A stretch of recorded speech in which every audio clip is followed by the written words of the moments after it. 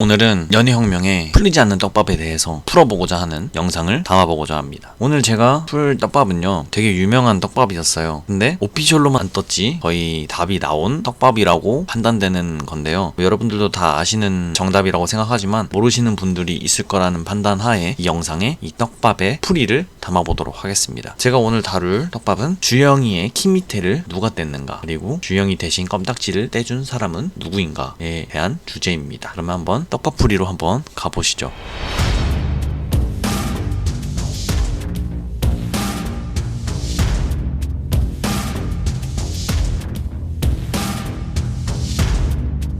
일단은 껌딱지를 누가 주영이 대신 떼줬는가, 그리고 키 밑에를 누가 뗐는가, 이게 무슨 소리냐 라고 하실 분들을 위해서 간략하게 한번 설명을 드려보도록 할게요. 껌딱지를 떼준 장면은 바로 이 10화에 담겨져 있는데요, 주영이가 이날 주번이었어요. 그래서 선생님이 주영이한테 복도에 있는 껌딱지를 떼라 이러고 시킨단 말이죠. 그래서 쉬는 시간에 이렇게 껌딱지를 떼고 있습니다. 근데 주영이가 쉬는 시간이 다 끝나서 껌딱지를 다 떼지 못하고 다음 시간에 떼야지 하고 교실로 들어가요. 근데 깜빡하고 잠이 듭니다. 그래서 껌딱지를 떼다 말아가지고 청소를 다 끝내지 못한 상황인데, 갑자기 선생님이 주영이한테 복도 청소 깔끔하게 잘했다, 완벽하더라, 이런 식으로 이야기를 해요. 그래서 주영이가 굉장히 이상하게 생각해요. 나는 청소를 다 끝내지 않았는데, 껌딱지도 분명 다 안 뗐고 라고 하는데, 여기서 누군가가 주영이를 쳐다보고 어디론가 향하는 발 모양을 보여주면서 그 인물이 주영이네 옆반인 1학년 3반으로 들어가게 됩니다. 참고로 1학년 3반은 자림이와 겨운의 반입니다. 이 떡밥이 바로 껌딱지를 누가 떼줬는가에 대한 떡밥이에요. 이때 당시에 1학년 3반으로 들어간다고 해서 자림이 아닌가? 자림이 아니에요? 이런 말이 많았단 말이야. 근데 그건 말도 안 되는 설정이죠, 솔직히 말하면. 왜냐면 자림이는 이 시기에 주영이를 정말 싫어하는 쪽으로 연출이 됐기 때문에 진짜 말도 안 되는 이야기인 것 같고요. 자, 그리고 키 밑에를 과연 누가 뗐는가, 이 떡밥도 한번 설명을 드려볼게요. 키 밑에를 누가 뗐는가에 대한 떡밥은 바로 연애혁명 11화에 등장하게 됩니다. 이제 주영이네 학교에서 주영이네 친구들과 주영이는 수련회를 떠나게 돼요. 그래서 수련회로 가는 길에 버스를 타게 되죠. 주영이는 버스 멀미가 심한가 봐요. 그래서 이 키 밑에를 버스 타기 전에 귀에 붙인단 말이죠. 근데 12화에서 주영이가 이렇게 잠든 사이에 누군가 슬금슬금 하는 장면을 연출하면서 주영이 귀에 있는 키 밑에를 이렇게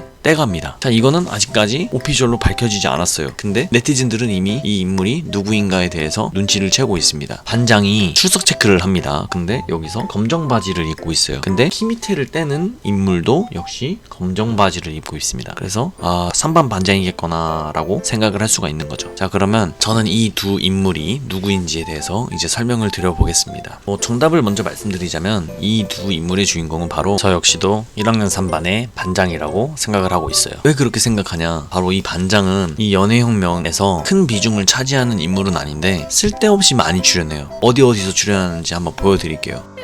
6화에 학교 시간에 안경 쓴 인물로 보이는 인물이 저는 그 인물로 보여지거든요. 근데 이거는 좀 약간 억지일 수도 있어. 그냥 안경 낀 사람이잖아 라고 생각을 하실 수도 있으니까 다음 출연했던 장면으로 보여드릴게요. 9화에서 자림이와 주영이가 비가 오는 날에 같이 집에 처음 가게 된 날이었는데, 이때 경우와 민지, 아람이가 버스 정류장에 있을 때 뒤에 안경 낀 어떤 여자 학생의 실루엣이 보여요. 이게 1학년 3반 반장처럼 보입니다. 자, 이런 장면들이 이후에도 계속해서 많이 등장한단 말이죠. 그 이외에도 14화, 20화에서, 그리고 22화, 28화, 80화, 82화, 124화, 184화, 197화 이런 식으로 계속해서 출연을 하게 됩니다. 뭔가 비중이 없는 캐릭터인데 사이드 쪽에다가 계속해서 이 인물을 그려놔요. 이게 제 첫 번째 이유예요. 쓸데없이 많이 출연한다. 두 번째로는 이 인물이 주영이를 좋아한다는 그런 설정이 계속해서 그려져 오고 있어요. 그 장면이 어디서 처음부터 시작하냐면 14화입니다. 14화는 수련회거든요. 수련회에서 주영이가 장기자랑으로 노래를 불러요. 근데 이게 자림이를 위해서 노래를 부르는 거란 말이죠. 근데 여기서 이쪽을 보시면 안경 낀 어떤 여자애가 마치 주영이를 이렇게 보기 위해서 고개를 바짝 들고 있는 모습을 연출해요. 저는 이 장면이 1학년 3반의 반장일 것이라 라고 생각을 하고 있어요. 그리고 이렇게 노래를 부르니까 친구들이 자림이와 주영이를 약간 몰아가요. 뽀뽀하라고. 막 뽀뽀해 막 이런단 된단 말이죠. 근데 여기서 이 그림을 보시면 어떤 한 여자아이가 땀을 흘리면서 굉장히 당황해하는 모습을 볼 수가 있어요. 이게 1학년 3반 반장이 주영이를 좋아하기 때문에 약간 땀을 흘리면서 그런 식으로 좀 보인단 말이죠. 그리고 그 바로 아래 장면에서 뭔가 좌절한다는 느낌으로 고개를 푹 숙이는 모습을 또 연출해냅니다. 자, 그 다음에 20화로 넘어가 보면 자리미와 주영이가 이렇게 대화를 나누는 이 장면에서 이쪽에 보시면 막 손톱을 물어뜯고 있어요. 뭔가 짜증나고 막 고민이 많고 이럴 때 사람은 보통 이렇게 손톱을 물어뜯는 습관이 있잖아요. 그런 장면을 좀 연출을 한 것 같다는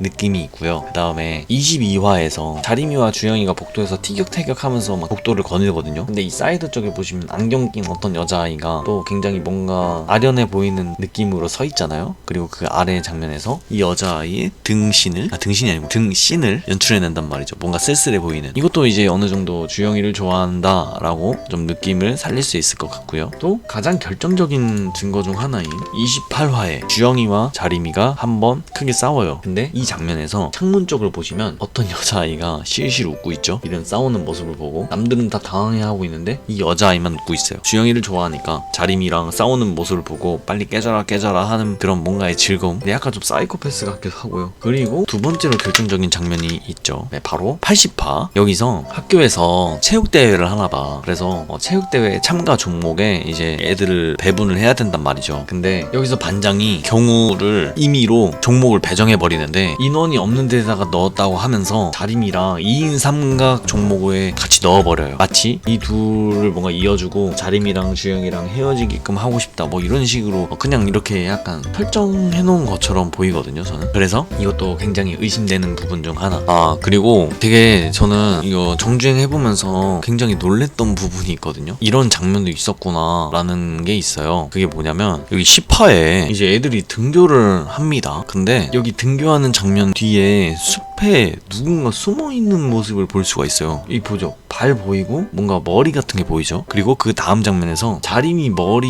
이 옆쪽에 보시면요, 누가 나무 뒤에서 뭔가 숨어서 보고 있는 듯한 느낌을 받을 수가 있어요. 이게 뭐가 혹도 아니고 뭐가 이렇게 튀어나와 있잖아. 이런 연출을 그려준다는 거는 누군가 숨어서 뭔가를 보고 있다라는 걸로밖에 추측이 안 되거든요. 저 이 장면 보고 좀 무서웠어요. 나중에 이 3반 반장의 정체가 중요한 인물일 수도 있겠다. 뭔가 스토리 전개하는 데 있어서 중요한 인물로 등장할 수도 있겠다라는 생각이 굉장히 많이 들어요.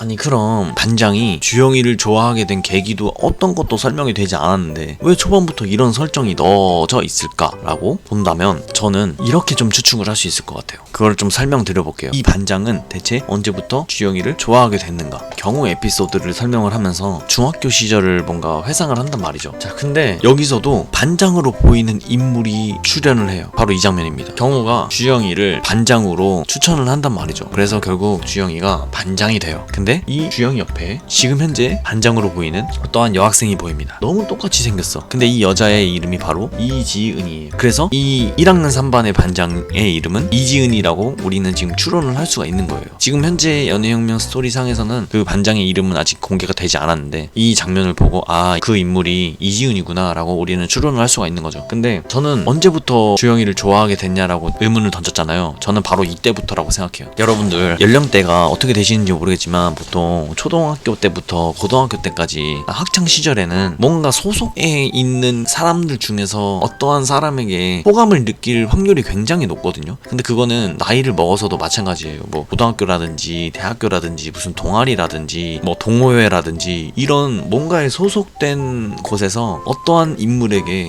호감을 느낄 확률이 굉장히 높단 말이에요. 우리는 모두 다 그러고 있어. 자연스러운 호감은. 그게 아니고서는 뭐 소개를 받아서 호감을 얻는다든지 아니면 길 가다가 첫눈에 반했다든지 이거 아니고서는 어떠한 소속에 있을 때 그 소속감으로 어떠한 인물에게 호감을 느끼는 경우가 다반사예요. 근데 저는 이 둘이 반장 부반장을 하면서 그 반장 부반장은 반에 무슨 일을 도맡아 하는 역할이기 때문에 어쩔 수 없이 자연스럽게 이 둘은 대화도 많이 나누게 되고 같이 있는 시간도 많아질 거란 말이죠. 여기서부터 반장으로 추론되는 이 이지은이라는 인물이 주영이를 좋아하게 됐을 확률이 굉장히 높아요. 그렇다고 생각해요. 이런 얘기도 있더라고. 이 반장이 주영이를 좋아하게 되고 주영이랑 같은 학교를 가기 위해서 학교를 따라왔다, 이런 소리도 있어요. 이거는 뭐 그냥 뇌피셜이긴 한데 뭐 일리 있는 얘기이기 때문에 좀 지켜봐야 될 것 같습니다. 자, 어쨌든 이런 식으로 오늘 한번 키미테 사건과 껌딱지 사건에 대한 범인은 누구인가 라는 주제로 떡밥 해수 영상을 찍어봤는데, 이거는 모두 다 아시는 내용일 것 같아서 별로 그렇게 크게 놀랍지 않을 것 같고요. 작가님도 이 내용을 이후에 꼭 다룬다고 했으니까 뭐 기다려보면서 그 사건의 주인공이 누구인지 우리는 기다려보면 될 것 같아요. 그럼 저는 오늘 여기까지 해보도록 하겠습니다. 레드진생이었습니다.